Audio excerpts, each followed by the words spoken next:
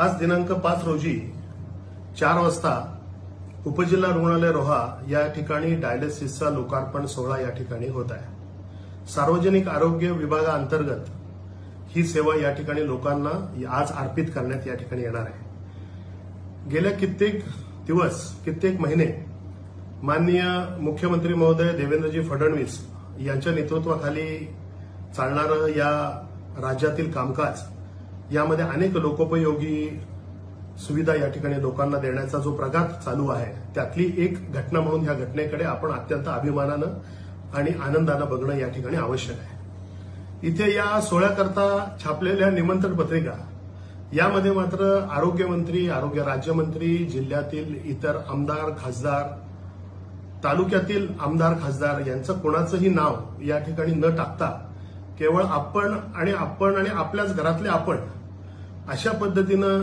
जी नाव टाकण्याची जो प्रघात या तालुक्यामध्ये गेले कित्येक वर्ष सुरू आहे त्या प्रघाताशी अत्यंत प्रामाणिक राहत आजही त्याच पद्धतीनं पत्रिका या ठिकाणी छापण्यात आलेल्या आहेत। याच्यामध्ये सुधारणा होणं या ठिकाणी अपेक्षित आहे।